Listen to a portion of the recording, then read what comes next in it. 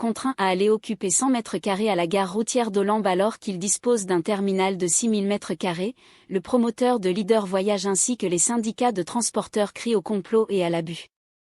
Après avoir saisi, sans suite, le ministre Grégoire Owona, le maire de la ville Luc Messi-Atangana et le gouverneur de la région du Centre, les leaders syndicaux décidés à défendre leurs nombreux camarades au chômage depuis le 14 novembre 2023, sollicitent aujourd'hui l'arbitrage du chef de l'État. Tout savoir sur cette regrettable affaire et réactions fortes des acteurs et victimes récemment face à la presse à Yaoundé. Lors de la conférence de presse tenue le 14 décembre 2023 au siège impressionnant de Leader Voyage à Yaoundé, les syndicalistes assistés des employés de cette agence de voyage ont exprimé leur vive colère et leur désolation. Depuis le 14 novembre 2023, c'est l'enfer total.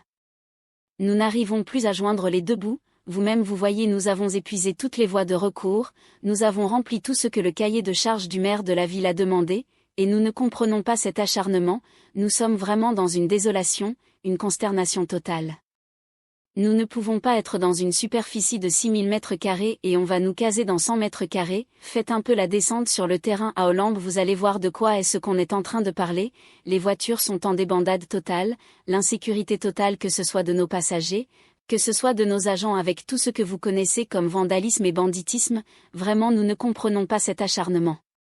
On ne sait pas ce qu'on demande à Leader Voyage pendant que nous faisons tous les efforts, le promoteur de l'agence fait tous les efforts possibles pour promouvoir l'emploi tant souhaité par le chef de l'État. Tout ce que nous demandons c'est l'œil vigilant du président de la République pour qu'il soit vraiment au courant de tout ce qui est en train de se passer. Ces propos de M. Ambassa Atangana Serge, coordonnateur général des établissements leaders, sont appuyés par ceux de Jean-Colin Defossoquem, le président national du CNEST et vice-président de la CGSTC. Il me semble que l'un des défis majeurs du chef de l'État c'est de créer des emplois et de les préserver, et quand on en vient à voir comment on tue l'entreprise, tout de suite on voit l'emploi en train de mourir. Nos camarades de Leader Voyage sont au chômage depuis le 14 novembre 2023. Nous sommes donc venus après avoir épuisé tous les moyens de recours, tout faire pour que le chef de l'État puisse être informé de cette décision du maire de la ville de tuer l'entreprise, par conséquent de tuer l'emploi parce que cette entreprise est victime pratiquement de complot, dit-il avant d'ajouter que cette entreprise vit un poids deux mesures parce que si vous regardez la ville de Yaoundé vous remarquez qu'il y a beaucoup d'entreprises qui sont dans le centre urbain qui ne sont pas touchées, mais une entreprise aussi bien structurée que Leader, c'est sur elle qu'on s'acharne pour absolument la fermer et mettre au chômage nos camarades sur le prétexte selon lequel s'il ne va pas à la gare routière d'Olembe, cette gare routière ne fonctionnera pas. Nous pensons que c'est un abus inacceptable et nous voulons que le chef de l'État nous accompagne dans ce combat pour que cette entreprise soit réouverte pour le bien de nos camarades. Le syndicaliste explique d'ailleurs qu'ils ont d'abord saisi le ministre du Travail et de la Sécurité sociale, puis le maire de la ville pour essayer de l'amener au dialogue. Malheureusement ni le ministre du Travail ni le maire de la ville n'ont ouvert les portes à ces leaders syndicaux qui disent s'être plutôt rendus chez le gouverneur de la région du Centre qui leur ouvert les portes et qui, séance tenante, a saisi le préfet pour que le préfet fasse une descente. Malheureusement jusqu'à ce jour il n'y a pas eu de descente. Comment dans un État une autorité du rang du gouverneur donne l'ordre mais rien n'est fait, quoi qu'il en soit, nous sommes encore là aujourd'hui pour demander que l'État nous ouvre les portes parce que la seule chose qui puisse permettre qu'il y ait la paix sociale c'est le dialogue tant voulu par le chef de l'État lui-même, qu'on commande une descente sur le terrain pour véritablement voir les installations de leaders et pour essayer d'évacuer cette injustice parce que c'est vraiment criard. Dit-il. Augustin Ndangwa, le président du Syncrur-Picam, n'a pas manqué de dénoncer également cet acte de fermeture de cette agence de voyage. Nous sommes ici en tant que leaders syndicaux de travailleurs, nous sommes là pour défendre nos camarades travailleurs. Lorsque leader est fermé, la conséquence immédiate est que nos camarades travailleurs sont au chômage. Nous avons l'obligation de les défendre, de les protéger et pour défendre les travailleurs lorsque nous allons sur un terrain, nous voulons nous rassurer que nous sommes sur le bon terrain.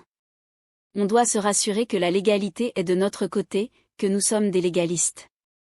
Lorsque nos camarades travailleurs sont venus nous interpeller, la première des choses que nous avons demandé, est ce que votre site correspond aux normes selon la réglementation. La première démarche était de venir voir le site, il fallait se rassurer si le patron de Leader avait un document, une autorisation signée du ministre de tutelle. La réglementation dit que pour avoir un terminal de voyage, il faut avoir au minimum 2000 mètres carrés, nous sommes entre 5000 à 6000 mètres carrés ici. Il faut faire la différence entre les terminaux de voyage et les gares routières. Les gares routières sont pour les débrouillards transporteurs, qui n'ont pas la capacité de se faire une compagnie de transport. Lorsque vous avez une compagnie de transport, vous devez commencer par avoir un nombre d'engins de matériel roulant minimum et l'espace.